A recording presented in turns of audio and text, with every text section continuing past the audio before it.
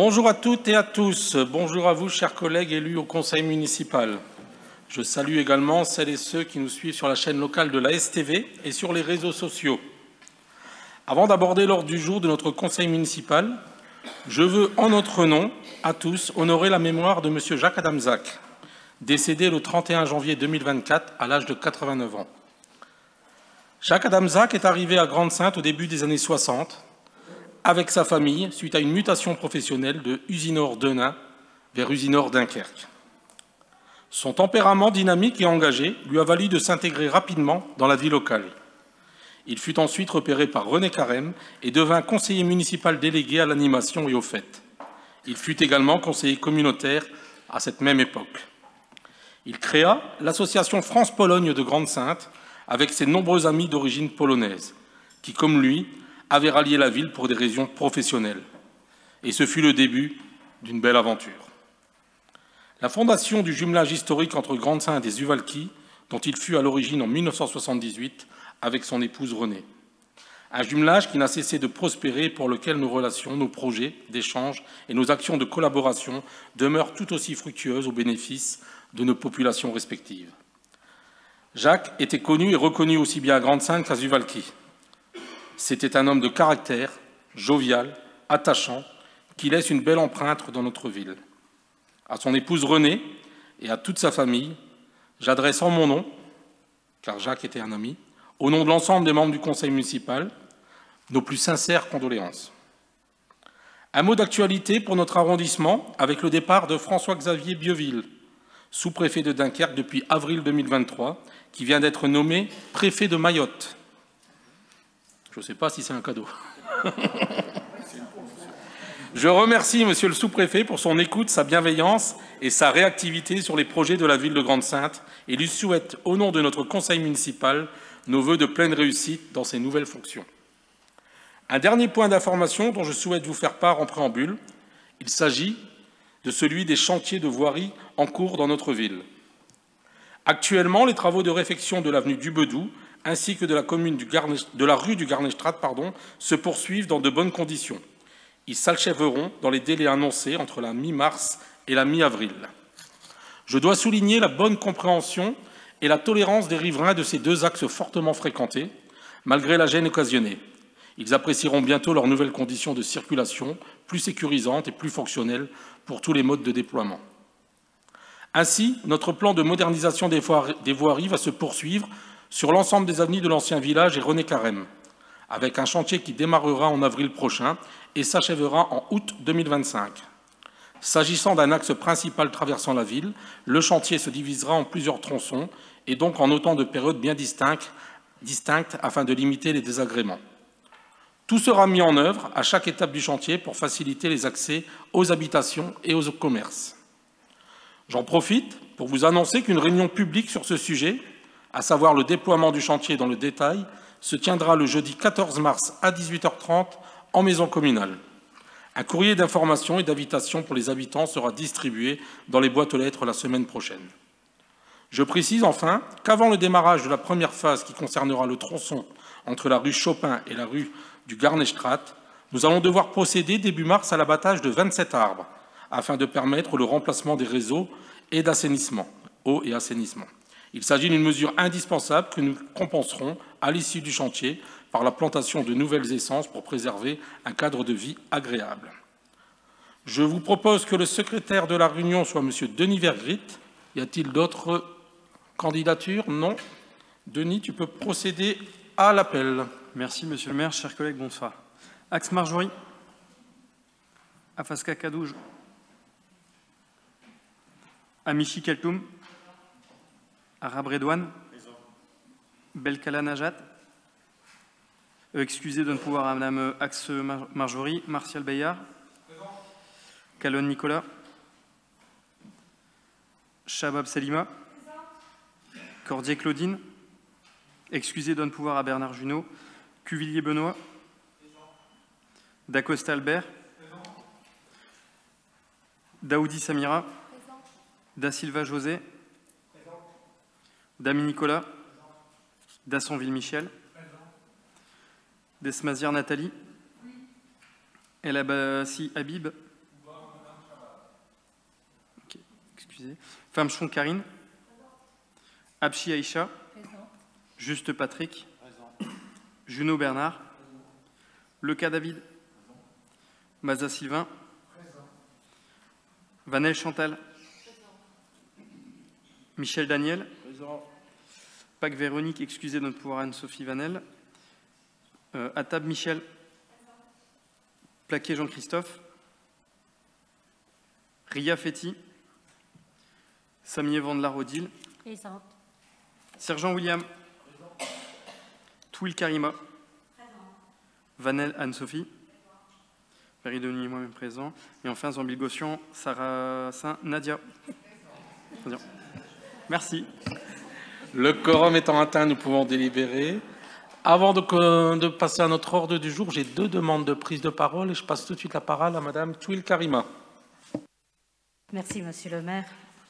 Monsieur le maire, Mesdames et Messieurs les élus, Mesdames et Messieurs, mes chers amis, je souhaiterais commencer cette prise de parole par évoquer un grand homme, Socrate, qui respecté dans toutes les cultures, dans toutes les sociétés humaines et de tout temps, n'a pourtant rien écrit, laissant à la postérité le témoignage et l'exemplarité de toute une vie animée par une foi imperturbable en l'homme et par les engagements éthiques et politiques que tout être humain doit avoir et observer scrupuleusement.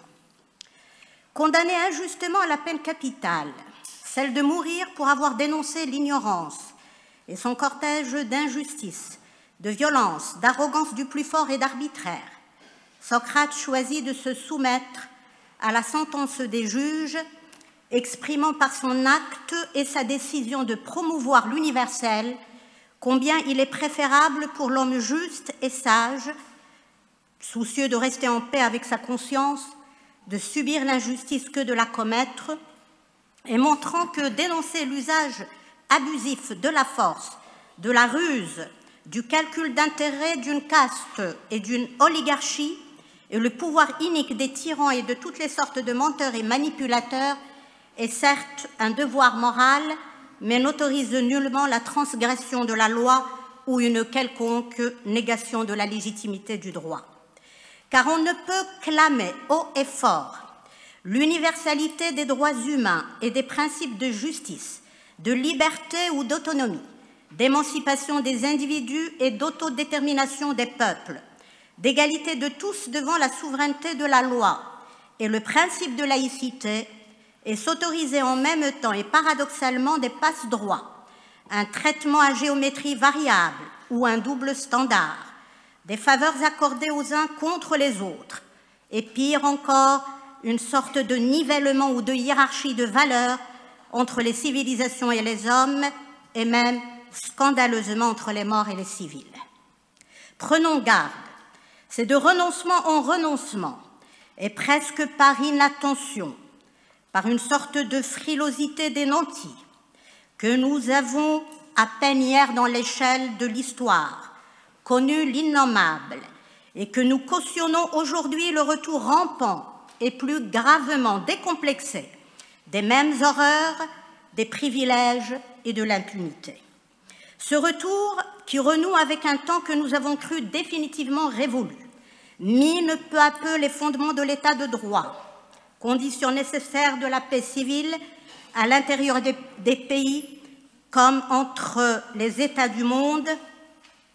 Ce retour finira en outre par affaiblir le pacte démocratique, par ruiner l'esprit même de notre Constitution républicaine et par préparer le terrain aux extrémismes les plus illibéraux et xénophobes et aux lois les plus discriminatoires et liberticides. Il faut bien admettre, hélas, que le même aveuglement, le même refus de voir d'hier nous guette de nouveau et nous conduit peu à peu à nous habituer au mal devenu désormais banal et à l'indifférence, laquelle n'est que le masque ou le visage prétendument civilisé de la lâcheté. Nous trahissons sans état d'âme le legs et l'esprit de la Déclaration des droits humains, inspirée par les philosophes des Lumières, et notamment Rousseau, l'inspirateur de la Révolution de 1789, pour lequel il suffit que la liberté et la dignité d'un seul être humain soient bafouées quelque part dans le monde pour que les miennes propres, celles de chacun et de chacune, ici et maintenant, le soient aussi et tout autant. Le devoir de vigilance et même de dénonciation des crimes, quels qu'en soient les auteurs ou les victimes, devoir qui incombe à tous, mais d'abord aux élus, aux femmes et hommes politiques, comme à la presse et aux médias, concerne bien évidemment la scène internationale. Son désordre inqualifiable, la violence démesurée qui y règne, le mépris ostentatoire du droit qui y sévit, les massacres indiscriminés qui s'y sont déroulés et qui s'y déroulent encore plus intensément et quotidiennement sous nos yeux en direct, et dont l'institutionnalisation du silence, de l'indifférence et de l'impunité, comme dans ce déni de droit irresponsable consistant à interdire de manifester et à criminaliser ceux qui osent exprimer leurs soucis humanitaires et élémentaires de solidarité, de justice et d'une paix durable et équitable entre les peuples.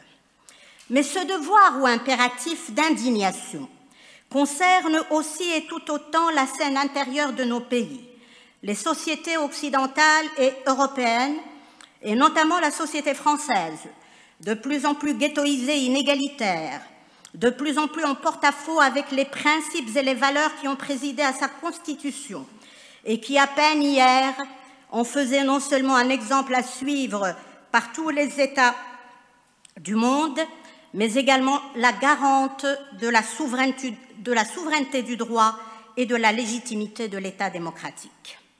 La leçon que livre Socrate, mes chers amis, et qui au fond en assoit toute l'actualité et la grandeur, souligne le lien indéfectible entre le dire et le faire, entre la quête de la vérité et l'exigence de justice, entre les libertés individuelles et la nécessaire promotion des communs, à savoir la solidarité, voire même la fraternité. Dès l'Antiquité, et dans une société pourtant fortement hiérarchisée, Socrate annonçait déjà le lien entre l'éducation et la politique, en précisant qu'un gouvernement ou un État ne peut être juste et équitable que si les citoyens qu'il gouverne sont éduqués à la justice et apprennent à faire un usage libre et impartial de leurs raisons. Dès lors, si l'État juste est celui qui promeut et réunit les conditions de possibilité du bon usage de la raison ou de l'esprit critique, de la bonne éducation et de l'émancipation de tous, le citoyen juste est celui qui, se libérant de la tyrannie du préjugé et de ses particularismes, s'efforce de penser en dehors des opportunismes et des sentiers battus, d'exercer librement son jugement et d'assumer en toutes circonstances son devoir de vigilance et de dénonciation de l'injustice et de l'arbitraire ou de l'abus du plus fort. Car si la politique doit être régulée par l'exigence du droit, c'est bien parce que ce dernier puise ses fondements et sa légitimité dans l'éthique, dans cet impératif catégorique qui interdit à quiconque d'assassiner des innocents, de pratiquer la loi du talion ou de succomber à la tentation irrationnelle et forcément excessive et injuste de la vengeance, d'infliger à tout un peuple une punition collective et surtout d'ériger l'humain, le semblable en humanité, en simple moyen pour parvenir à une fin inavouable de puissance ou d'hégémonie, et de bafouer alors sa dignité en le piétinant et en le déshumanisant. Car comme le suggérait le philosophe Marx, la pire des aliénations ou dépossession de soi est précisément la déshumanisation. Or, celle-ci consiste à confronter des vieillards, des nourrissons ou bébés, des enfants, des femmes, des hommes et tout un peuple aux pires conditions d'existence, à la famine, à la soif, aux déplacements forcés, aux intempéries, aux épidémies, à la peur, à une répression féroce et aux atrocités de la guerre totale, et cela afin que ce qui est animal en l'homme devienne humain, et ce qui est humain soit réduit à la simple lutte de tous les instants pour la survie animale. Nous devons donc nous affranchir de la paresse et de la lâcheté, comme nous devons nous méfier de la facilité du consensus, lequel peut être le consentement volontaire à notre servitude, et pire encore, à notre propre déshumanisation. Parce que les droits humains transcendent les contingences historiques et géographiques, parce qu'ils sont au-dessus des droits particuliers et positifs de chaque État ou pays, et parce qu'ils instituent, comme semble le suggérer Hannah Arendt, une philosophe, une citoyenneté cosmopolitique, le 7 octobre 2023, devant l'acte gratuit et injustifiable de terreur et du massacre de civils et d'innocents, nous avons été pris d'effroi, ébranlés dans notre intime humanité, et nous nous sommes tous et toutes sentis israéliennes et israéliens. Depuis ce jour et jusqu'à aujourd'hui, selon les mêmes principes, au nom de cette commune condition humaine que nous avons en partage et qui nous oblige inconditionnellement, comme devant l'intensité des massacres de masse et des bombardements quotidiens, nous sommes pris du même effroi, d'une peine incommensurable, et nous ne pouvons pas ne pas nous sentir toutes et tous des Gazaouis et des Palestiniens. J'en appelle alors aux hommes et femmes de bonne volonté, à tous les pays signataires des conventions internationales et convaincus de la légitimité d'un droit international souverain et fort, à tous ceux qui prennent acte du destin scellé et commun de tous les peuples sur cette planète, notre maison commune, fortement menacée et soumise aux périls et risques d'extinction de la vie pour beaucoup d'espèces vivantes, dont l'homme. Comme j'en appelle aux Israéliens, aux enfants et petits-enfants des survivants de la Shoah, de réagir urgemment, de peser sur les décisions de leurs gouvernants et d'œuvrer pour qu'une paix juste et durable soit possible et advienne dans les faits, et pour que Palestiniens et Israéliens, condamnés à vivre côte à côte sur une même terre, soit dans deux États souverains ou dans un seul État laïque, démocratique et binational, puissent cohabiter dans le respect mutuel des droits respectifs et légitimes des uns et des autres, et demain, pourquoi pas, lorsque les plaies se seront cicatrisées dans une fraternité féconde. Merci pour votre écoute.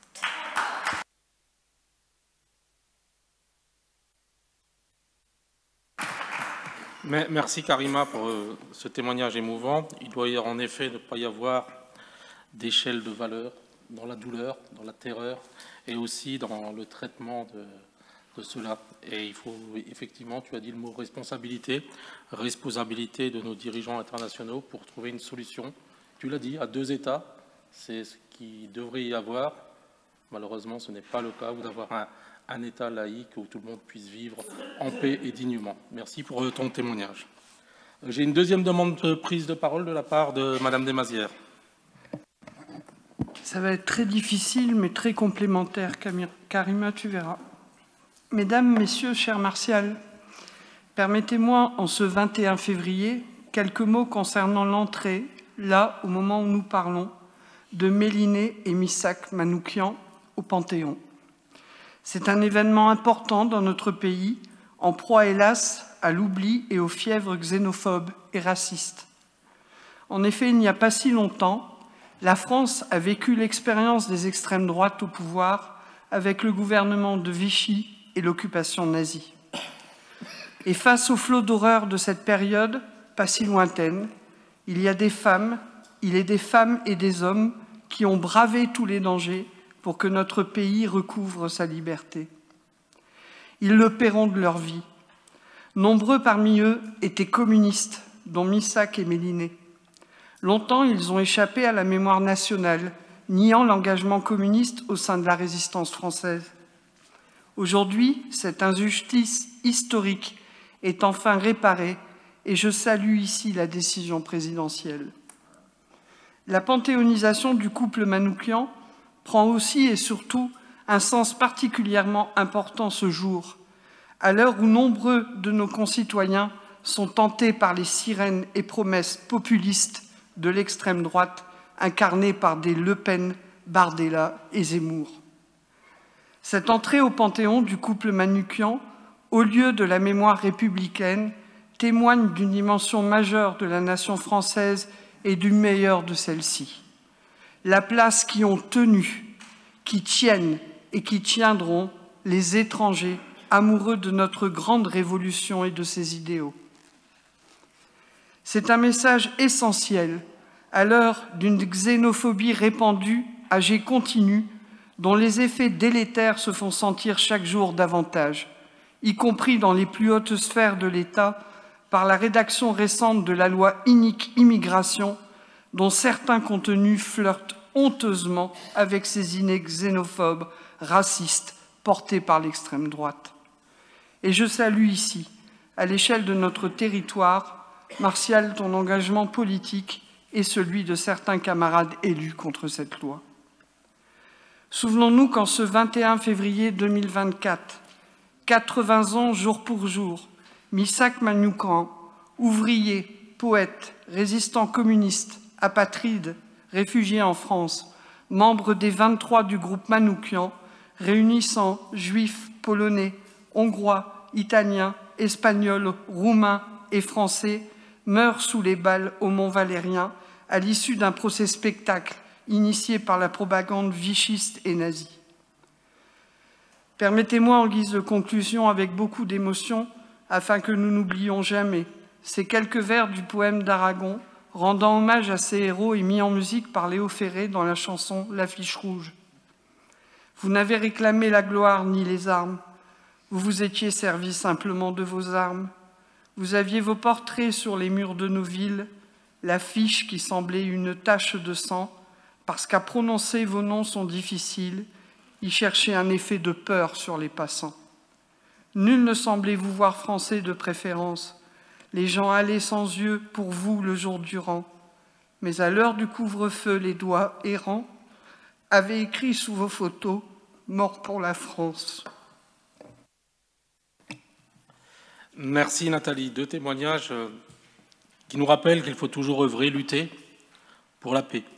Un témoignage de notre histoire contemporaine, c'était hier, avec celle des résistants qui ont donné leur vie pour que nous soyons aujourd'hui libres. Une autre histoire plus contemporaine, malheureusement, plus à nos portes, plus prégnante, puisqu'elle est dans l'instant présent. Histoire qu'il ne faut pas obérer, il ne faut pas minimiser. Et tu l'as dit, Karima, et tu l'as extrêmement bien dit. Moi, j'ai une pensée, pour conclure, parce que je ne vais pas être redondant sur vos deux prises de parole, que je soutiens bien entendu totalement. J'ai une pensée en ce moment pour tous les peuples opprimés, quels que soient ces peuples, dans n'importe quel pays, sur n'importe quel continent. Effectivement, notre planète va mal. Elle va mal au niveau de l'écologie, mais elle va mal aussi au niveau de l'humain. Et il ne faut pas l'oublier qu'aujourd'hui, il y a quand même beaucoup trop de peuples qui subissent l'oppression et qui subissent des génocides. Le mot n'est pas trop fort, il est vrai pour ce moment. Voilà, merci. On va essayer d'être un peu plus gai dans le conseil municipal, mais c'est important aussi qu'on puisse réagir et parler des faits d'actualité et malheureusement de ce qui se passe dans notre monde. Comme vous avez pu le voir, vous avez sur table une modification proposée pour... dans la section B, urbanisme, affaires foncières et immobilières, sur le point numéro 5, qui est la constitution de servitude de passage de la parcelle cadastrée B147 avenue de Petite-Sainte. C'est une... Excusez-moi, on n'a pas validé le PV, il me semble. Oui, je vais le faire après. Là, c'est juste pour demander pour pouvoir présenter une délibération après, parce qu'il y a une petite modification. C'est juste une petite modification entre l'envoi des documents et aujourd'hui, parce que le nom du copropriétaire a changé. C'est plus Parc Littoral, c'est Parc Littoral au lieu de la financière des Oliviers. Donc s'il n'y a pas d'objection, je vous propose qu'on puisse prendre en compte cette modification dans la délibération numéro 5 qui vous avait été proposée et qu'on puisse la présenter ce soir. Il n'y a pas d'avis contraire, je vous en remercie, c'est juste le copropriétaire qui nous a été signifié. Je peux passer à l'ordre du jour et on passe, bien entendu, merci Selima, à l'approbation du procès-verbal de la séance du 21 décembre 2023. Appelle-t-il des commentaires ou des observations uniquement sur la forme et non pas le fond? Non, je vous propose de le passer au vote. Y a-t-il des votes contre? Non. Des abstentions non plus. Il est voté à l'unanimité. On commence par l'administration générale. Et on continue avec un dossier aussi prégnant et important, c'est celui de l'égalité femmes-hommes. Et je te propose, Nathalie, de nous faire état de ce rapport pour notre collectivité. Le maire informe, merci Martial, le maire informe l'Assemblée en application de la loi 2014-873 du 4 août 2014 pour l'égalité réelle entre les femmes et les hommes, articles 61 et 77 de la loi. Les communes doivent présenter à l'Assemblée délibérante un rapport annuel en matière d'égalité entre les femmes et les hommes. Cette présentation a lieu préalablement au débat sur le projet de budget de l'exercice 2024. Les modalités et contenus de ce rapport ont été précisés par le décret 2015-761 du 24 juin 2015. Il appréhende la collectivité comme employeur en présentant la politique ressources humaines de la collectivité en matière d'égalité professionnelle entre les femmes et les hommes. Recrutement, formation, temps de travail, promotion professionnelle, conditions de travail, rémunération, articulation, vie professionnelle, vie personnelle. Au-delà de l'état des lieux, il doit également comporter un bilan des actions menées et des ressources mobilisées en matière d'égalité professionnelle entre les femmes et les hommes, et il décrit les orientations pluriannuelles. Il est donc demandé à l'Assemblée de prendre acte de ce rapport sur l'égalité femmes-hommes. Merci. Donc ce rapport vous a été transmis. Appelle-t-il les demandes de prise de parole?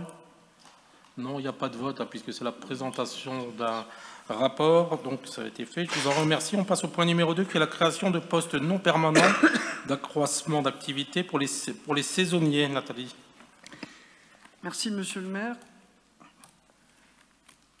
Monsieur le maire informe l'Assemblée qu'en raison d'un accroissement saisonnier d'activité, il est nécessaire de créer 15 postes non permanents d'agents d'entretien et de restauration sur le grade d'adjoint technique pour une durée hebdomadaire de 17h30 et de l'autoriser à recruter 15 agents contractuels pour une durée de 6 mois maximum sur une période consécutive de 12 mois à compter du 1er mars 2024 afin d'assurer des missions d'entretien, de distribution et services de repas dans le cadre de la restauration scolaire.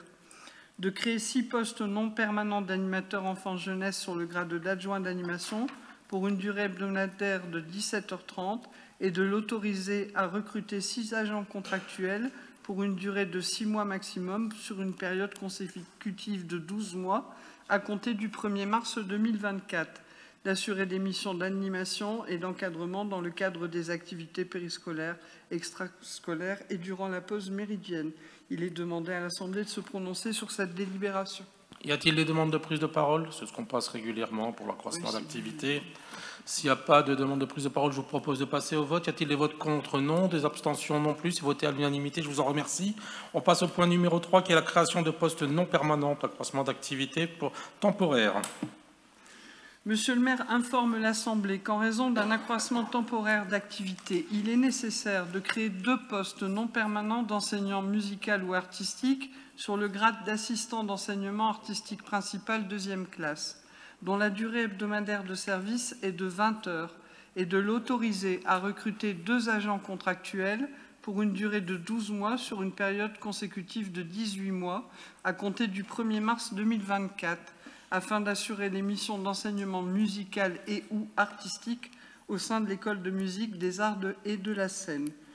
De créer un poste non permanent d'animateur enfance-jeunesse à temps non complet sur le grade d'adjoint d'animation dont la durée hebdomadaire de service est de 17h30 et de l'autoriser à recruter un agent pour une durée de 12 mois maximum sur une période consécutive de 18 mois à compter du 1er mars 2024, afin d'assurer les missions d'animation et d'encadrement des activités périscolaires extrascolaires durant la pause méridienne pour le service jeunesse.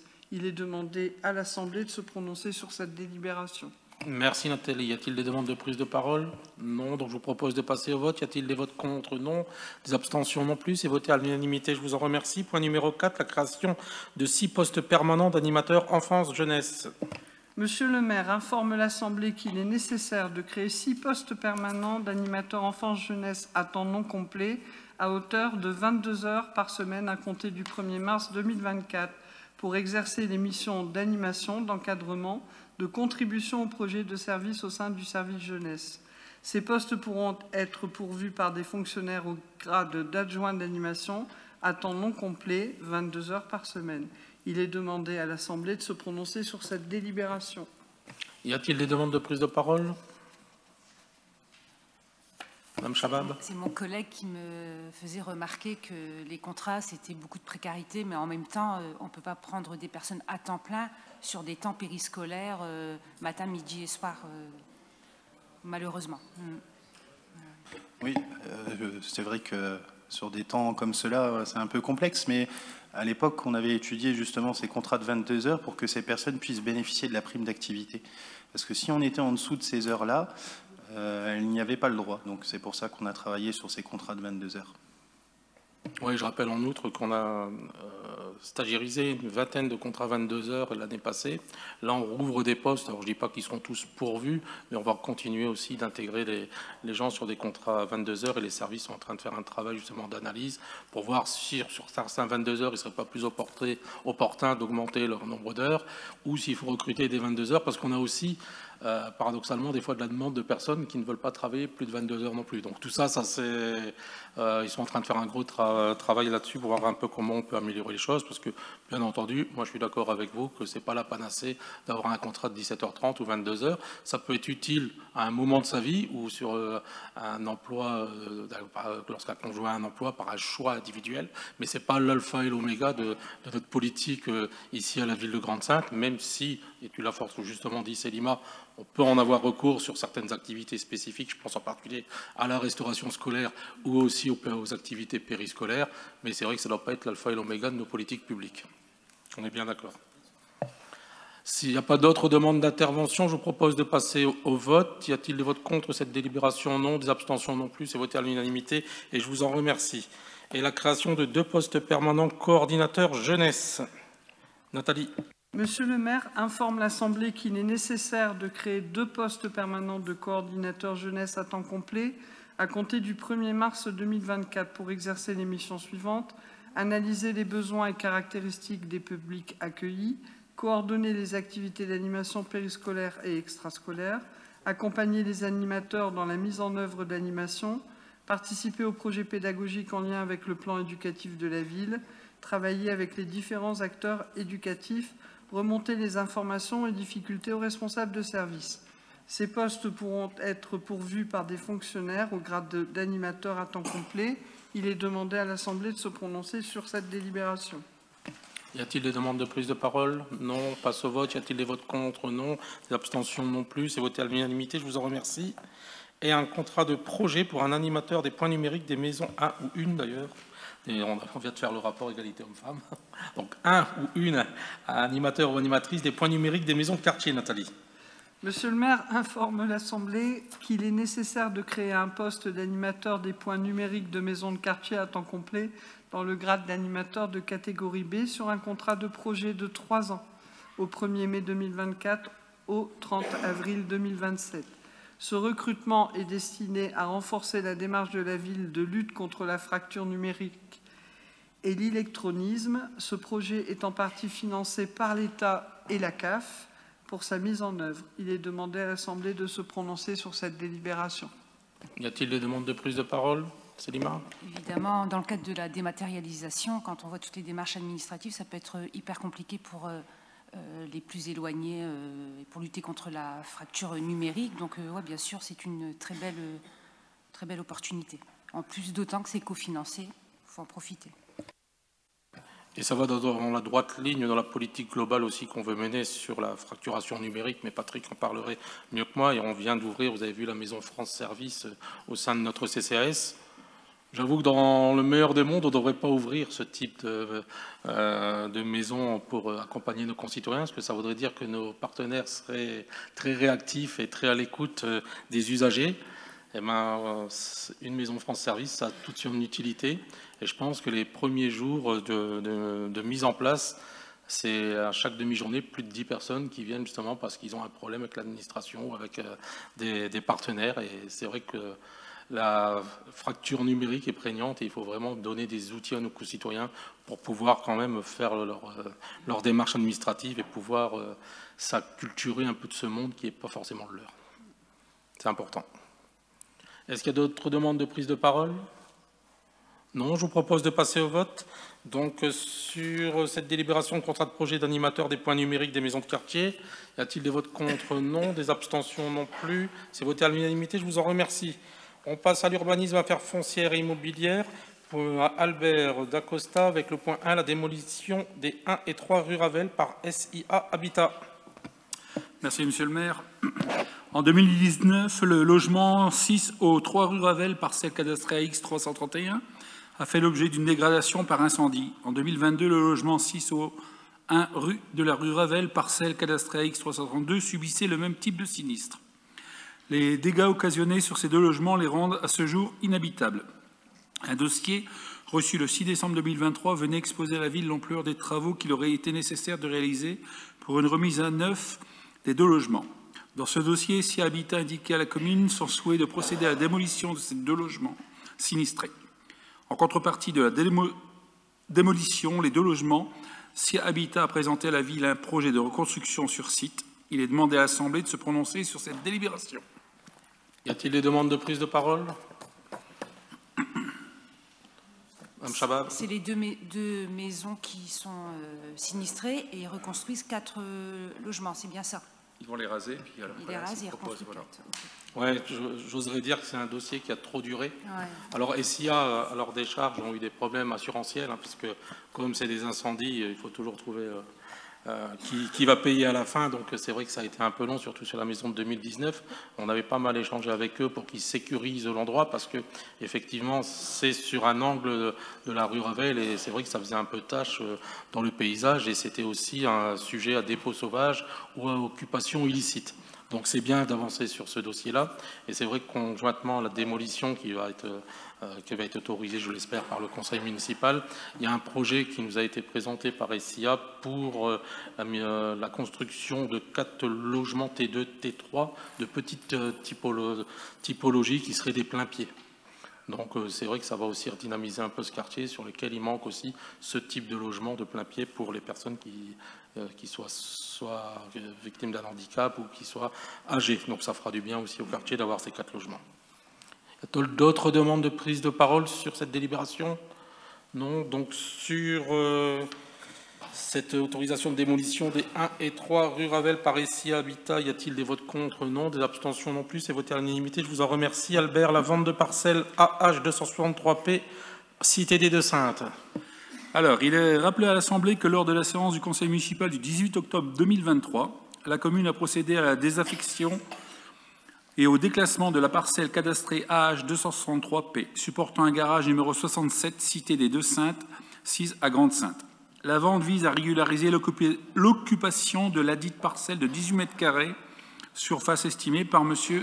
Agar, au prix fixé par le service des domaines, à savoir 50 € du mètre carré, prix de la cession estimé à 900 €, et ce afin qu'il devienne propriétaire de la parcelle supportant le garage numéro 67. La superficie exacte sera déterminée après passage à un géomètre. Les frais de géomètre et d'actes notariés seront à la charge de l'acquéreur. Il est demandé à l'Assemblée de se prononcer sur cette délibération. Alors vous avez bien compris que ce n'est pas M. Agar qui a estimé la superficie, mais les services de la collectivité avant le passage du géomètre. Y a-t-il des demandes de prise de parole sur ce dossier? Moi, je tiens personnellement à remercier les services de la ville parce que ça n'a pas été un dossier facile, celui-là. C'est une petite superficie, mais comme le terrain était vide avec un garage dessus, ça n'a pas été facile. Donc, il y a eu un gros boulot de fait pour les services pour qu'enfin on puisse trouver une solution. S'il n'y a pas d'autres demandes de prise de parole, je vous propose de passer au vote. Y a-t-il des votes contre? Non. Des abstentions? Non plus. C'est voté à l'unanimité. Je vous en remercie. On passe au point numéro 3, qui est une vente de parcelle AC 883P, rue de la Commune de Paris, à M. Gore. Albert. Alors, il est rappelé à l'Assemblée que lors de la séance du Conseil municipal du 18 octobre 2023, la commune a procédé à la désaffectation et au déclassement de la parcelle AC 883P, 6 à Grande-Sainte, rue de la Commune de Paris. M. Gore est propriétaire de la parcelle cadastrée AC 969, 6-20 allée Bonvoisin, et a manifesté le souhait d'acquérir la parcelle cadastrée AC 883P pour 28 mètres carrés, superficie estimée afin d'agrandir le terrain de l'arrière de la maison dont il est propriétaire. La superficie exacte sera déterminée après passage d'un géomètre. Monsieur le maire propose à l'Assemblée de vendre la parcelle cadastrée AC 883P, 6 rue de la Commune de Paris, au prix estimé par les domaines, à savoir 15 € du mètre carré, soit un total estimé à 420 €. Et les frais de géomètre et d'actes notariés seront à la charge de l'acquéreur. Il est demandé à l'Assemblée de se prononcer sur cette délibération. Merci. Y a-t-il des demandes de prise de parole? Non. Je vous propose de passer au vote. Y a-t-il des votes contre la vente de la parcelle à Monsieur Gore? Non. Des abstentions non plus. C'est voté à l'unanimité. Je vous en remercie. C'est tout des petits dossiers, mais qui régularisent au moins. Oui, là, c'est juste pour le jardin, c'est tout. Alors, point numéro 4, la vente des parcelles BB 308 et BB 249P rue des Aubépines à Monsieur El Madawi. Monsieur Dacosta. Alors, il est rappelé à l'Assemblée que lors de la séance du Conseil municipal du 18 octobre 2023, la commune a procédé à la désaffectation et au déclassement des parcelles cadastrées BB 308 et BB 249P, 6 à Grande-Sainte, rue des Aubépines. Monsieur El Madawi est propriétaire de la parcelle cadastrée BB 261, 46 rue Allende, et a manifesté le souhait d'acquérir la parcelle cadastrée BB 308 pour 111 mètres carrés, ainsi qu'une partie de la parcelle cadastrée BB 249 pour 23 mètres carrés superficie estimée, afin d'élargir le terrain à l'arrière de la maison dont il est propriétaire. La superficie exacte sera déterminée après passage d'un géomètre. Monsieur le maire propose à l'Assemblée de vendre les parcelles cadastrées BB 308 et BB 249P, 6 rue des Aubépines, au prix estimé par les domaines, à savoir 15 € du mètre carré, soit un total estimé à 2010 €.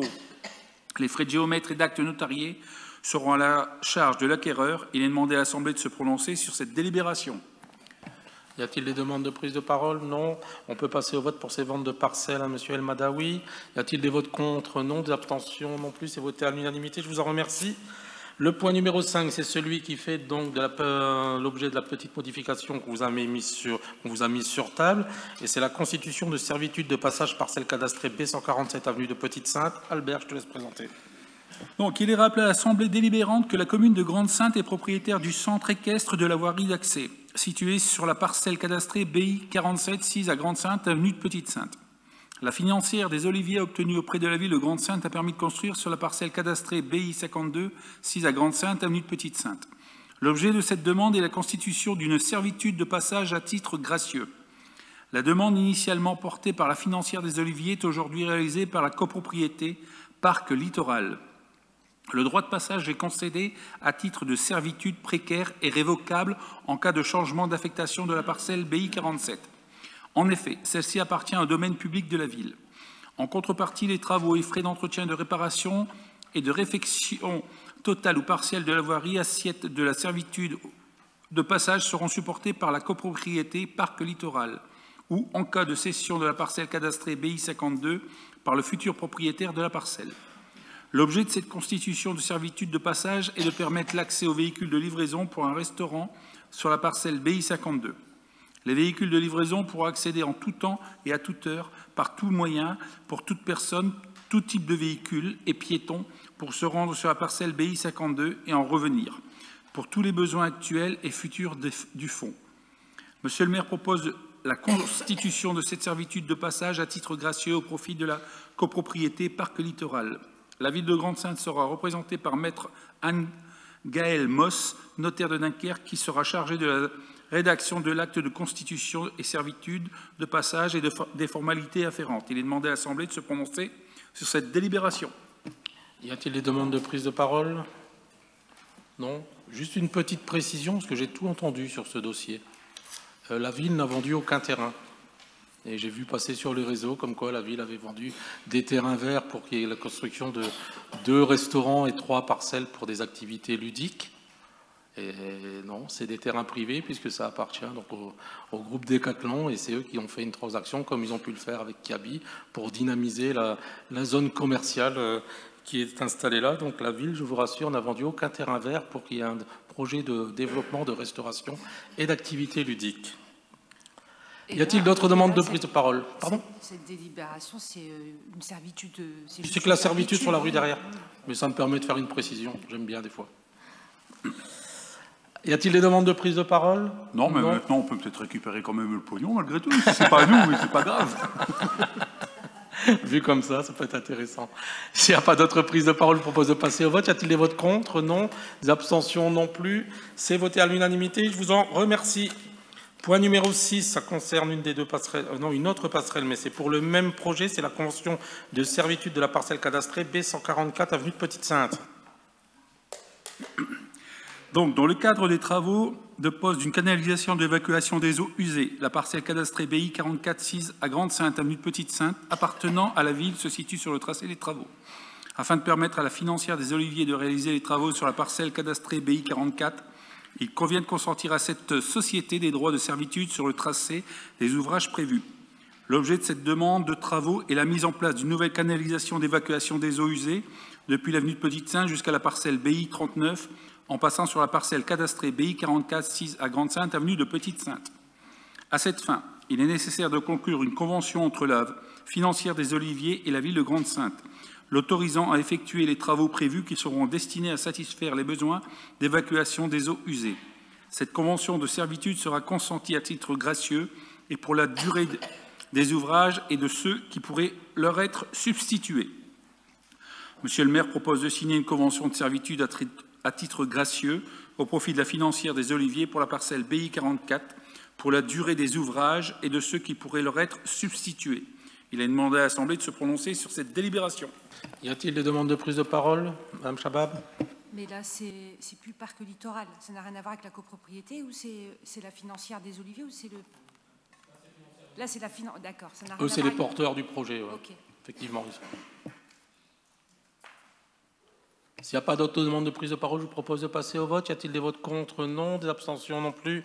C'est voté à l'unanimité et je vous en remercie. On passe au point C, contrat marché. Vous avez reçu l'état récapitulatif des marchés lancés en procédure adaptée depuis le 30 novembre 2023. Y a-t-il des observations ou des commentaires? Non. Il n'y a pas de vote là-dessus. À chaque fois, je veux voter ça, mais il n'y a pas de vote. C'est juste, c'est comme ça. Moi, j'aime bien.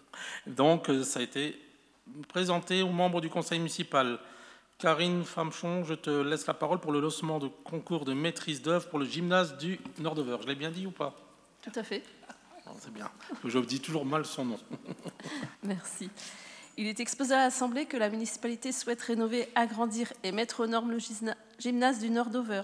Ce gymnase extrêmement énergivore datant des années 80 et d'une surface d'environ 1480 m² accueille en résidence une association sportive et le lycée du Nordover. Il est situé au 24 avenue de Suwalki sur la parcelle d'une surface de 4891 m². L'extension du bâtiment d'une superficie de 800 m² pourra s'implanter sur l'espace disponible à l'arrière du bâtiment et permettra de répondre aux nouveaux besoins des associations sportives ainsi que ceux des établissements scolaires situés à proximité faisant usage de cet équipement. Le projet de rénovation et d'extension du gymnase du Nordover comprenant la mise en œuvre d'espaces sportifs, de sanitaires et de douches supplémentaires et de lieux de vie répartis comme suit. Une salle multisport comprenant des tribunes de 200 places, les circulations et une zone de stockage de 1201 m², une salle de musculation et sa zone de stockage de 210 m², un espace sportif polyvalent de 140 m², des vestiaires contenant sanitaires et douches de 254 m², des locaux supports, bureaux et stockage destinés aux associations pour 50 m², un espace de convivialité et une réserve de 80 m², un hall d'entrée attenant à l'espace de convivialité de 24 m², des sanitaires publics de 16 m² et des locaux techniques pour 88 m². Afin de permettre un meilleur accueil du public, une zone de stationnement pour véhicules légers sera aménagée aux abords du complexe sportif d'une capacité de 30 places. Dans une démarche d'optimisation énergétique et au vu de la grande superficie de toiture et de l'exposition du site, le projet intègre la mise en place de panneaux photovoltaïques, ce qui, cumulé au traitement thermique souhaité dans le cadre du projet et à l'usage du réseau de chaleur urbain, permettrait de réduire largement le coût financier d'exploitation du bâtiment. D'un point de vue économique, le montant des travaux pour la réalisation du projet comprenant la préparation du site, les études, les prestations intellectuelles, les voiries et réseaux divers, les démolitions, la rénovation du bâtiment et la création d'une extension est estimé à 4 990 000 hors taxes financées par la région à hauteur de 1 500 000 et des diverses aides et subventions, fonds verts, ADEME. Monsieur le maire propose à l'Assemblée la rénovation du bâtiment et la création d'une extension. Afin de disposer de tous les éléments susceptibles d'éclairer la décision de l'équipe municipale, il propose de lancer un concours de maîtrise d'œuvre selon les dispositions de l'article R 2162-15 du Code de la commande publique. Il propose, conformément aux dispositions de l'article R 2162-20 du Code de la commande publique, que le montant de la prime accordée aux 3 candidats retenus par le jury soit de 16 200 € hors taxe par candidat. Il est demandé à l'Assemblée de se prononcer sur cette délibération. Merci Karine. Y a-t-il des demandes de prise de parole? Non. C'est un investissement nécessaire au regard déjà de l'état du bâtiment et du besoin du réseau associatif et sportif. Je pense que c'est plus que nécessaire, même si c'est très coûteux. C'est vrai que moi j'aime bien travailler sur ces dossiers-là et le savent les services avec des propositions à tiroir, souvent 3 propositions, la moins onéreuse, ça aurait été juste une réhabilitation énergétique, une rénovation énergétique du bâtiment. La plus audacieuse, elle était plus audacieuse que celle-là, parce qu'il y avait encore l'adjonction d'une 3e salle de sport sur l'arrière, parce qu'il y a du foncier disponible. Et une proposition médiane qui est souvent celle qu'on retient, parce que c'est celle qui est ambitieuse, mais qui reste à un prix abordable et qui n'obère pas trop notre capacité d'investissement. Et c'est ce que j'ai dit en début de mandat, on préfère avoir plusieurs dossiers d'investissement dans les 4, 5, 6 millions d'euros qu'avoir un gros dossier d'investissement de 15-20 millions d'euros qui nous obère complètement notre capacité. Et là, effectivement, et je te donne tout à fait raison, c'est un bâtiment qui est peut-être un des plus énergivores de la ville de Grande-Synthe, puisqu'il date, parce qu'au début, c'était une salle de sport, et effectivement, faite pour le lycée, le collège qui sont à proximité. Il y a un club résident qui est le club de Rende.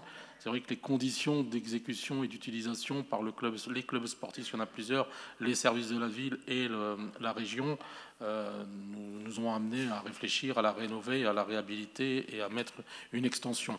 On a bien travaillé, je remercie les services avec les services du Conseil régional, puisqu'on a quand même déjà un engagement à hauteur de 1 500 000 de la part du Conseil régional, qui préfèrent aujourd'hui plutôt donner des subventions aux collectivités qui portent l'investissement plutôt que de bâtir eux-mêmes des bâtiments. Donc c'est vrai qu'il y avait une fenêtre qui s'ouvrait aussi pour pouvoir avoir des recettes. On ira chercher d'autres subventions pour minimiser le reste à charge de la collectivité.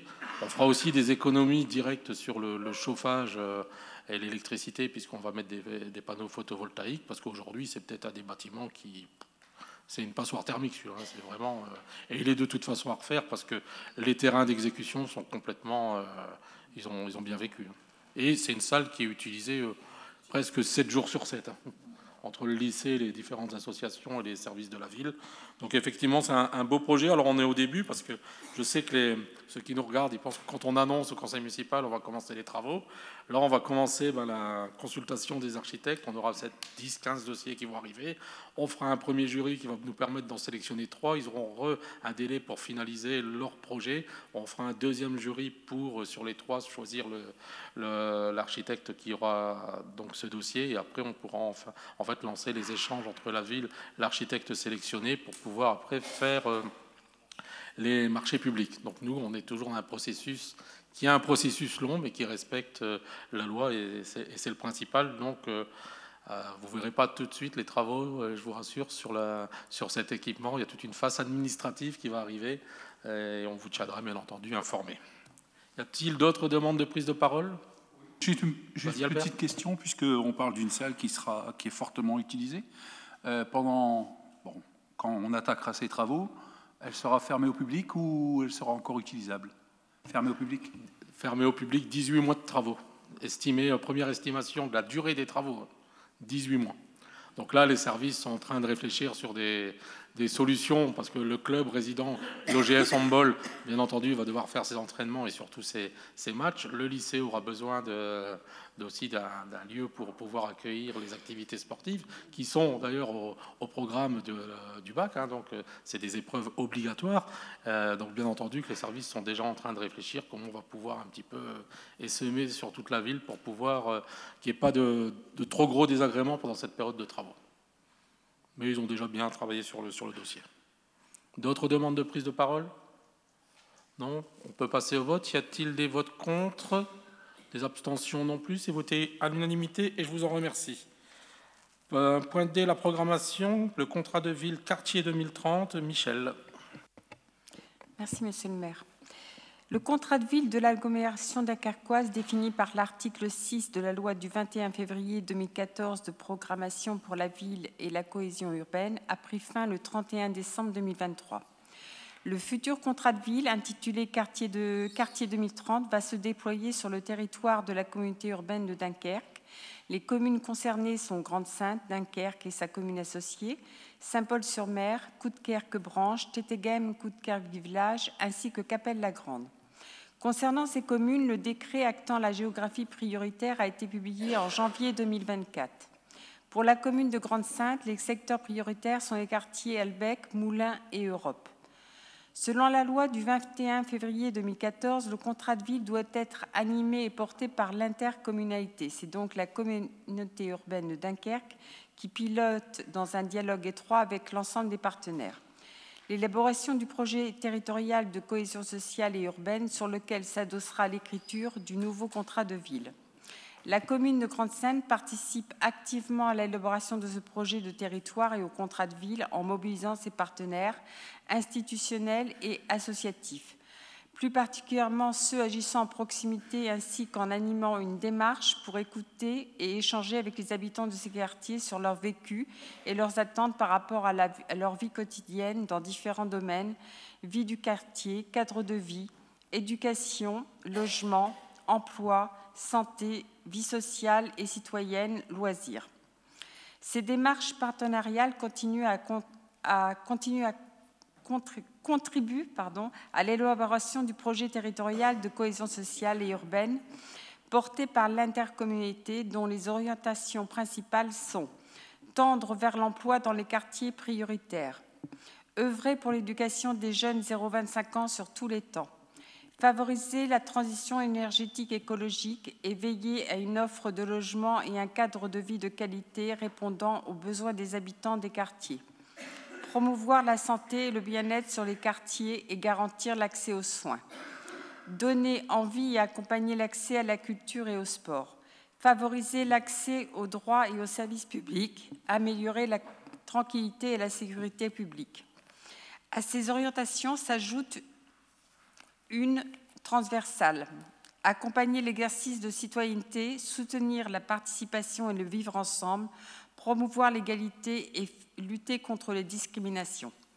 La commune de Grande-Synthe animera l'élaboration de la déclinaison de ces orientations pour ces quartiers prioritaires en tenant compte de leurs spécificités et enjeux propres. Seront signataires à minima du contrat de ville quartier 2024-2030, l'État de la communauté urbaine de Dunkerque, les communes concernées, le département du Nord, la région des Hauts-de-France. Il est demandé à l'Assemblée de se prononcer sur cette délibération. Merci Michel. Y a-t-il des demandes de prise de parole? Non. Donc on peut passer au vote pour ce contrat de ville. Y a-t-il des votes contre? Non. Des abstentions non plus. Les votes à l'unanimité. Je vous en remercie. Un point pour Madame Twill, l'adhésion à l'association des Jardins des Hauts-de-France. Merci, Monsieur le maire. Monsieur le maire sollicite l'adhésion et le versement de la cotisation annuelle auprès de l'association Jardins des Hauts-de-France. L'association regroupe l'ensemble des jardins labellisés et, à ce titre, conformément à la présente charte de qualité ci-jointe, elle fait la promotion en soulignant la diversité des plantes, la qualité des spécimens, les aménagements et mobiliers qu'offre le jardin public auprès de néophytes et d'amateurs du jardin. La cotisation annuelle pour adhérer à l'association s'élève à 200 €. Les crédits de cette adhésion seront prévus au budget 2024. Il est demandé à l'Assemblée de se prononcer sur cette délibération. Y a-t-il des demandes de prise de parole? On survivra à 200 €, c'est raisonnable. On pourra l'inclure dans le budget 2024. S'il n'y a pas d'autres demandes de prise de parole, je vous propose de passer au vote. Y a-t-il des votes contre? Non. Des abstentions non plus. C'est voté à l'unanimité. Je vous en remercie. On passe au point finance, qui est le débat d'orientation budgétaire. Je passe la parole à Benoît. Merci, monsieur le maire. Bon, je prends note de l'adhésion, mais ça va, Albert, à compenser avec les ventes et les régularisations de terrain. Donc tout va bien. Monsieur le maire, mesdames, messieurs les élus, mesdames, messieurs, chers concitoyens, il est de tradition à cette période de l'année de vivre un moment important de débat et de démocratie autour des orientations budgétaires de notre commune. Vous l'avez compris, j'ai le plaisir ce soir d'amorcer le débat d'orientation budgétaire. Pour ce faire, et avant de me plonger dans le discours, je souhaite sincèrement remercier le service finance de la ville et sa directrice Stéphanie Fournier. Comme chaque année, un rapport clair, précis et transparent a été communiqué à chacun d'entre vous, ce qui favorise et permet la qualité des échanges de ce soir. Je ne vais pas entrer dans le détail des chiffres, mais plutôt dans le sens et les orientations que nous souhaitons vous proposer lors du vote du budget primitif en mars prochain. Le budget primitif qui vous sera proposé est un budget ambitieux. Il se veut être une articulation entre une nécessité de maîtrise et de responsabilité, tout en reflétant les valeurs qui nous animent. Notre engagement à gauche, n'en déplaise à ceux qui font encore semblant d'en douter, nous amène à une proposition de budget primitif engagée, solidaire et protectrice du pouvoir d'achat de nos concitoyens.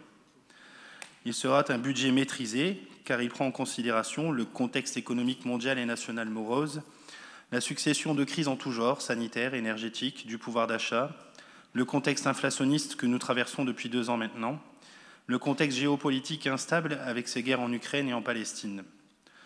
Tout cela constitue autant de facteurs venant de près ou de loin impacter nos finances locales.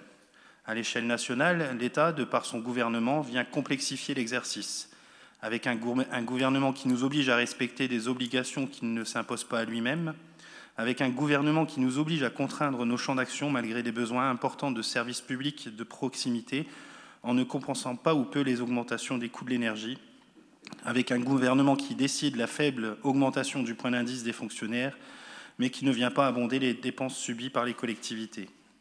Vous l'avez compris, à travers ce constat, il est de notre devoir d'être maîtrisé dans la gestion et responsable dans l'action, afin de répondre aux besoins de notre population, touchée elle aussi par ces crises successives. Vous le savez, et je le répète bien souvent, le budget de notre ville est composé en grande partie de dotations figées en ce qui concerne les recettes de fonctionnement. Ceci explique essentiellement la stagnation de nos recettes à plus 0,1%. La fiscalité représente 17% de notre budget pour un montant de 11,5 millions. La communauté urbaine de Dunkerque nous reverse un montant global de 40 millions qui se décompose avec notre attribution de compensation pour un montant de 33,2 millions et de la dotation de solidarité communautaire pour un montant de 7,2 millions. L'État, quant à lui, nous reverse la dotation de solidarité urbaine pour un montant de 6,5 millions, mais vient reprendre, comme chaque année dans le cadre de la contribution au redressement des finances publiques, 1 million, ce qui porte le montant des dotations de l'État à 5,5 millions.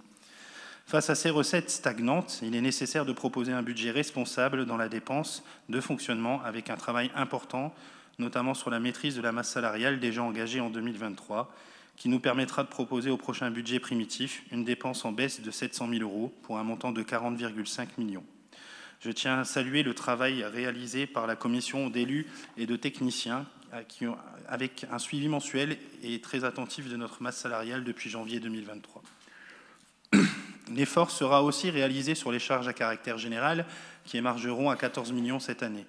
Et là aussi, l'exercice n'est pas simple, avec des facteurs sur lesquels nous n'avons pas d'influence, comme le coût de l'énergie, estimé par les services à 4 millions, ou encore l'augmentation des assurances et des produits de la vie courante.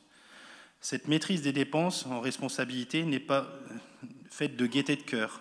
Elle est même très frustrante pour l'adjoint aux finances que je suis, mais elle a un seul et même objectif que Monsieur le maire et la majorité municipale partagent, celui de maintenir une grande qualité de service public à destination de nos concitoyens. Maintenir une grande qualité de service public, c'est aussi proposer un budget primitif engagé, solidaire et protecteur du pouvoir d'achat de nos habitants. Un budget qui sera engagé et ambitieux en ce qui concerne l'investissement avec un montant global de 11,3 millions, tout en maintenant une annuité de la dette à 2,2 ans. Une donnée symbolise mes dires avec un montant d'investissement de 576 € par habitant, quand la moyenne sur les communes équivalentes est de 340 €. Il est de notre responsabilité d'entretenir et de moderniser notre patrimoine et plusieurs projets sont budgétisés cette année avec la rénovation de la salle de sport du Nordover qu'on vient d'évoquer, les travaux sur la salle de Bussy avec un nouveau terrain synthétique aussi en perspective, ou sur le stade, pardon, pas la salle, avec un nouveau terrain synthétique en perspective, les travaux au sein de nos écoles ou encore la piscine. Il est aussi de notre responsabilité d'investir dans la ville de demain avec de nouveaux projets structurants comme le City-Stade au niveau du parc urbain de l'Albec, le déploiement de la vidéoprotection ou encore la subvention attribuée à Partenord dans le cadre de l'ANRU. Le budget primitif sera engagé envers notre jeunesse en continuant le recrutement de contrats d'apprentissage au sein de nos services. Cette année encore, une vingtaine de jeunes auront l'occasion de venir se former et de se qualifier au sein de nos services. Il sera engagé envers notre jeunesse en favorisant l'accès à l'éducation, aux loisirs, au sport, à la culture, de par les nombreuses actions menées quotidiennement au campus, dans nos centres de loisirs ou à la petite enfance. Engagé envers notre jeunesse, et là, ça sera une attention particulière, avec le retour, après 20 ans d'absence, d'un séjour ski construit en collaboration avec les jeunes de la maison de quartier Saint-Jacques. Notre budget sera engagé envers nos concitoyens, avec de nombreuses manifestations telles que les estivales, le Noël scintillant, le podium de l'été, la saison culturelle, ou encore les actions quotidiennes des maisons de quartier qui permettront de faire vivre notre ville et de se rassembler, de partager des moments d'échange et de convivialité. Véritable ciment social et acteur de notre ville, notre budget sera engagé et solidaire envers les associations. Cette année encore, plus de 150 associations seront accompagnées financièrement par notre collectivité pour contribuer à la culture, au sport, à la vie sociale et au vivre ensemble de notre territoire. Engagés vers nos seniors, avec le Pass Senior et les nombreuses actions menées par les services, et plus particulièrement le service senior. Nous pouvons citer la restauration du mercredi, le repas de fin d'année ou la semaine bleue. Engagés et solidaires envers les fonctionnaires de notre collectivité, en proposant une politique RH protectrice et innovante, avec l'instauration de la semaine des 4 jours, depuis le début d'année, ou en évoquant la revalorisation du RIFZEP l'année dernière pour 412 agents. Solidaires avec nos habitants les plus en difficulté, avec le renouvellement de la subvention au CCAS permettant de déployer cette année encore le minimum social garanti. Solidaires avec le renouvellement lundi dernier de notre convention territoriale globale avec la CAF, dont les financements représentent 2,2 millions sur la ville, qui permettra de continuer au déploiement des nombreuses actions envers nos concitoyens. Ainsi, nous accentuons notre politique d'inclusion envers les personnes porteuses de handicap. Nous continuerons à accompagner les familles pour l'accès aux vacances. Nous continuons à développer nos activités en maison de quartier pour lutter, par exemple, comme on l'a évoqué ce soir, contre la fracture numérique. Notre budget sera protecteur du pouvoir d'achat des habitants en décidant de ne pas changer le taux d'imposition comme depuis 2001. À l'heure où de nombreuses communes, y compris dans l'agglomération, sont contraintes de procéder à la hausse des taux d'imposition. Un budget protecteur du pouvoir d'achat de nos concitoyens en maintenant une tarification accessible et abordable pour la restauration scolaire, les centres de loisirs, la périscolaire ou encore la saison culturelle. Enfin, un budget protecteur du pouvoir d'achat de nos concitoyens à travers les aides comme l'achat de vélos ou les différents passes que nous venons d'évoquer. Pour conclure, vous l'avez compris à travers cette présentation, la conjoncture actuelle n'est pas favorable. Mais le devoir politique, le devoir d'un maire et de ses élus est aussi de faire des choix en maîtrise et responsabilité, sans pour autant mettre de côté nos valeurs et notre ambition pour la ville et nos concitoyens. Je le dirais un peu moins bien que Nathalie et Karima, mais quand d'autres élus s'attachent à voter ou à s'abstenir contre des lois qui fracturent à petit feu notre société et nos acquis sociaux, comme la réforme des retraites, la loi migration ou la loi France Travail, à Grande-Synthe, nous faisons le choix du vivre ensemble, de l'engagement envers nos concitoyens et de la solidarité. Merci Benoît. Y a-t-il demande de prise de parole? Mme Chabab. Monsieur le maire, mesdames et messieurs les membres du Conseil, mesdames et messieurs, tout d'abord, je tiens à remercier et féliciter les services de la ville pour la qualité du travail entrepris lors de l'élaboration du rapport d'orientation budgétaire. Un ROB de qualité et surtout d'une grande clarté. Ce n'est vraiment pas un service, un travail aisé à effectuer. L'année 2023 aura été marquée une fois de plus par la poursuite de l'inflation, une année assez similaire à 2022 malheureusement, avec les coûts énergétiques qui ne cessent d'augmenter, tout comme les prix de la consommation, accélérant la baisse du pouvoir d'achat. Celui-ci fond comme neige au soleil sous l'impulsion ultralibérale. Une augmentation de 3,1% a d'ores et déjà été enregistrée en janvier 2024. Face à cette envolée, les instances parlementaires se sont prémunies personnellement en votant une augmentation des frais de mandat de 305 € pour les députés et de 700 € pour les sénateurs. Quid des travailleurs? La grande majorité d'entre eux ne peut plus vivre sereinement, voire décemment des fruits de leur travail. Ils ne deviennent ni plus ni moins que des vaches à lait de l'État. Un appel intersyndical a été lancé pour le 19 mars prochain, réclamant la revalorisation des salaires du service public. Le travail n'est plus un devoir quand il devient une condition nécessaire à la survie. Nos agriculteurs ont enclenché le mouvement, à nous de le poursuivre en nous mobilisant collectivement. Les collectivités sont elles aussi touchées par cette inflation. D'ailleurs, notre ville n'est pas épargnée avec l'augmentation des charges courantes, sans aucune aide ni compensation de l'État, hormis l'aide amortisseur électricité qui n'est déjà plus au goût du jour. Par contre, la contribution au redressement des finances publiques l'est toujours, avec ses 1,20 million €. Depuis son instauration, c'est près de 9 millions d'euros qui auront été ponctionnés sur notre budget. S'ajoute à ces restrictions la baisse progressive de la dotation de solidarité communautaire enclenchée il y a 3 ans. L'augmentation des dépenses et la stagnation toute relative des recettes nous placent cette année encore au seuil critique avec un taux d'épargne brute à 8,9%. Toutefois, celui-ci s'améliore par rapport à l'année dernière qui était à 7,2%.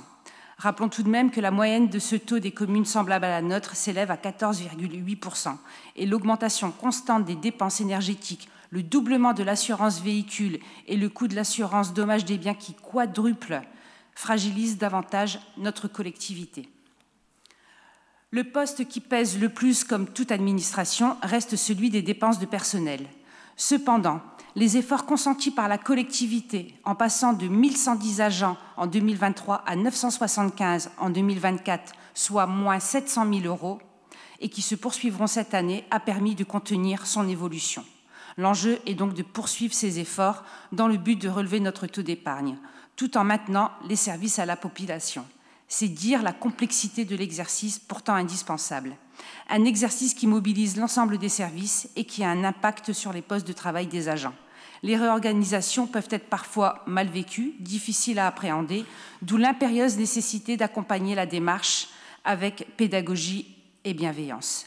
Les services publics aujourd'hui sont bousculés dans leurs pratiques et ces changements impératifs peuvent générer du mal-être qu'il convient d'identifier le plus tôt possible dans une démarche de prévention des risques psychosociaux. Notre collectivité a mis en place une démarche de qualité de vie au travail à travers une équipe pluridisciplinaire sur ces questions qu'il faut renforcer. C'est impératif, vital et incontournable, car aujourd'hui, on doit faire mieux avec moins, faire plus avec peu et faire bien avec tous. Ce challenge à relever pour les années à venir ne peut se faire qu'avec l'engagement et le professionnalisme des agents de la ville de Grande-Synthe. On sait pouvoir compter sur leur dévouement pour le service public, ce bien si précieux, chaque jour mis en péril. Merci de votre attention. Merci, Madame Chabab. D'autres demandes de prise de parole? Oui, Monsieur le maire. Merci, Albert. Moi, je voudrais aussi rajouter, parce qu'on parle des difficultés de la population de Grande-Synthe, qui est malheureusement une population qui n'est pas riche, mais pour l'ensemble, juste un petit rappel. Ce matin, j'étais en train de lire un article. L'EDF en 2022, moins 17,8 milliards d'euros. L'EDF en 2023, 10 milliards de bénéfices. Donc nous savons tous où sont parties les augmentations de notre électricité. Pour nous, pour nos artisans boulangers, un peu pour tout cela. Et je rajouterai, n'oublions pas non plus qu'on a doublé la franchise médicale pour un couple de retraités à 1 000 € par mois. Ils vont devoir laisser à la sécurité sociale 400 € par an. Voilà. Et aujourd'hui, celui qui nous sert de ministre de l'économie nous annonce gentiment que s'il ne règle pas les 10 milliards qu'il doit payer, il s'attaquera au plus gros poste de dépense, la santé. Donc même là, on va s'attaquer à la santé des Français, qui n'est déjà pas géniale. Merci Albert. Y a-t-il d'autres demandes de prise de parole? Non, en conclusion, quelques remerciements en préambule, effectivement, pour la qualité et la transparence du document réalisé par les services avec l'adjoint aux finances qu'est Benoît, pour la qualité et l'investissement de nos agents, parce que comme vous l'avez dit, effectivement, la période est assez difficile. Un petit rebond sur le national, parce que ce qui découle au niveau de nos territoires, c'est toujours les conséquences des politiques choisies par nos gouvernements successifs. Et il est vrai que j'ai entendu le ministre Bruno Le Maire nous annoncer qu'il allait engager un plan d'économie de 10 milliards d'euros répartis à charge égale sur chaque ministère. Donc il n'y aura pas de ministère protégé, que ce soit l'action sociale, le logement ou autre, ce sera à part égale. Moi, j'aurais bien aimé entendre, et on est quand même plusieurs à le réclamer depuis quelques années, quelques partis politiques et quelques individualités aussi, qu'on s'attaque plus aux super profits, qu'on s'attaque plus aux bénéfices du CAC 40, puisque les bénéfices sont là, puisqu'ils n'ont jamais aussi bien fonctionné, qu'on s'attache aussi à attaquer l'évasion fiscale. Et je pense qu'on irait chercher plus de 10 milliards d'euros si, à un moment, il y avait une volonté politique. Et cette volonté politique, ce ne serait pas juste pour effacer une partie de notre dette, ce serait aussi pour redistribuer auprès de nos concitoyens par des actions nationales, mais aussi en faveur des collectivités territoriales. On a été félicités pendant la période de pandémie, on était le bouclier, les agents de la fonction publique étaient le bouclier, le rempart face à cette pandémie. Rappelez-vous d'ailleurs, Emmanuel Macron appelait ça à l'époque, on était en temps de guerre. Ce qui me semble déplacé aujourd'hui avec ce qui se passe en Ukraine, en Palestine et dans d'autres territoires du monde. Je pense que le mot guerre doit être utilisé avec un peu plus de parcimonie, mais bon, c'est un autre débat. Et effectivement, il faudrait plus de politique publique. Parce qu'aujourd'hui, nos collectivités territoriales sont réduites à gérer le quotidien ou à user de stratagèmes pour pouvoir continuer à déployer des politiques sociales et des politiques en faveur de nos habitants. Je le dis toujours et je le redis et je le redirai encore, nous à Grande-Synthe, on a une responsabilité particulière parce qu'on a une population qui souffre, parce que plus de 25% de chômeurs, parce que plus de 30% des gens qui vivent sous le seuil de pauvreté et des personnes qui bénéficient, entre guillemets, de l'action politique. Et la politique dans le sens noble de ce qu'est la politique. La politique, c'est aider nos concitoyens à l'émancipation et aussi à aider nos concitoyens chaque jour dans leurs difficultés et les accompagner pour améliorer leur quotidien. Effectivement, c'est ce qu'on essaie de faire à Grande-Synthe. C'est de plus en plus compliqué parce que, tu l'as dit fort justement, Benoît, les recettes n'augmentent pas, elles stagnent. Et elles ont même tendance sur certains agrégats à diminuer. Et les dépenses continuent d'augmenter. On a fait un gros effort sur la masse salariale, tu l'as dit, et c'est vrai que cette année a été marquée par le non-remplacement de bon nombre de départs en retraite, des restructurations de services aussi, avec un objectif, c'était de rationaliser et de ne pas obérer la qualité du service public. Donc on l'a fait en responsabilité, on l'a fait avec beaucoup de suivi, et ça n'a pas empêché d'essayer de mettre en place aussi de l'innovation sociale. Je pense aujourd'hui à la semaine des 4 jours. Moi, je le dis, on est un peu sous les feux des projecteurs avec l'annonce du Premier ministre Attal sur sa volonté de mettre la semaine en 4 jours. Alors, il va falloir qu'il m'explique c'est quoi la différence, la semaine des 4 jours et la semaine en 4 jours. Ça demande de la sémantique que je ne suis pas capable de comprendre. Mais effectivement, on l'a fait à Grande-Synthe, on l'a fait un peu avant les autres, parce qu'on y croit, parce qu'on y travaille depuis avec l'équipe municipale depuis février de l'année passée, et parce que je pense que l'objectif est que le monde de demain, c'est effectivement la semaine des 4 jours et les 32 heures. Ce n'est pas un gros mot, parce qu'aujourd'hui, on sent bien que les gens ont besoin de mieux équilibrer leur vie professionnelle et leur vie personnelle, et qu'il y a assez de travail pour pouvoir le partager, parce qu'on doit être dans un monde de partage aussi. Alors c'est vrai, on essaie de changer la vie. On essaie de changer la vie aussi sur des politiques en faveur de la justice alimentaire. Important, la justice alimentaire, parce que ce n'est pas parce qu'on a moins de moyens financiers qu'on doit être un adepte de la malbouffe. Et il est vrai, c'est aussi une politique sociale d'accompagnement. Je pense au minimum social garanti et à toutes les autres formes d'accompagnement qui sont mises en place par la collectivité et nos partenaires pour aider les gens à s'émanciper et à se professionnaliser, aller vers la formation et aller vers l'emploi. C'est aussi un des objectifs. Vous avez parlé, c'est vrai, d'épargne brute. Il est vrai que c'est un agrégat sur lequel il faut faire attention, mais qu'on peut détériorer assez rapidement. C'est un effet assez mécanique de la comptabilité publique. Moi, j'assume un moment que l'épargne brute puisse se retrouver dégradée, mais de continuer à assurer un service public de qualité. Parce qu'à l'inverse, il serait facile de rétablir assez rapidement l'épargne brute en ne faisant plus aucune action sociale, plus aucune aide, plus aucune subvention aux associations. Et on prendrait des décisions très comptables et très mathématiques. Ce serait assez facile. Parce que nous, on a un paradoxe. C'est vrai qu'on a une épargne brute qui s'est dégradée, qui est à un peu plus de 8% aujourd'hui, mais qu'il faudrait amener un peu plus haut. Et à l'inverse, on a une capacité d'investissement qui reste très, très importante. Donc, il y a toujours l'équilibre un peu des masses en comptabilité publique qui fait qu'aujourd'hui, on a, nous, cette chance de pouvoir continuer à investir. Mais c'est vrai qu'il faut être vigilant et qu'il faut à chaque fois aller chercher les subventions. Il faut aussi réorganiser nos services et penser la ville autrement. Merci Benoît pour cette belle présentation, parce que je crois que tout a été dit dans ce débat d'orientation budgétaire. Merci à l'opposition d'avoir été constructif sur des débats d'orientation budgétaire, parce qu'il est des fois facile, et je sais que vous ne le faites pas souvent, mais des fois, de stigmatiser telle ou telle action. Mais là, je pense qu'on est sur la même longueur d'onde sur l'état de la collectivité. Je finirai en disant, et je le dis souvent en rigolant à mes proches et aux journalistes comme ils m'interrogent, moi je ne fais pas de la politique pour être comptable public. Si j'avais voulu être comptable public, j'aurais fait une carrière au Trésor public et j'aurais peut-être fait une belle carrière. On fait de la politique, on s'engage en politique pour monter du projet. Pour monter du projet, pour travailler sur des projets et aussi pour changer la vie des habitants. On change la vie et on essaie de changer la ville. Et nos concitoyens le méritent amplement et c'est ce qui va encore nous guider pour pouvoir poursuivre nos politiques publiques en faveur de nos concitoyens. Merci. Pas d'autres demandes de prise de parole? Non. De toute façon, c'est un débat d'orientation budgétaire, donc il n'y a pas de vote. Je vous donne, alors il nous reste, pardon, je vais retrouver mes feuilles, l'approbation des décisions prises depuis le 13 décembre 2023 qui vous ont été adressées. Y a-t-il des remarques? Non, je vous en remercie. Donc on passe au vote. Il n'y a pas de vote contre, pas d'abstention, c'est voté à l'unanimité. Je vous donne rendez-vous pour le prochain conseil municipal qui sera le budget primitif. On passera peut-être pas le compte administratif, on ne sait pas encore parce qu'on n'a pas tous les éléments de la part des services de l'État. Mais je vous rappelle qu'on a jusqu'au 30 juin maintenant pour le voter. Donc vous serez informés assez rapidement, voir si on a le retour de l'État, on le fera le 26 mars. Je vais juste finir par une note un peu plus gaie, parce qu'on a quand même été un peu triste ce soir, c'est de fêter par anticipation l'anniversaire à Nathalie. C'est demain son anniversaire.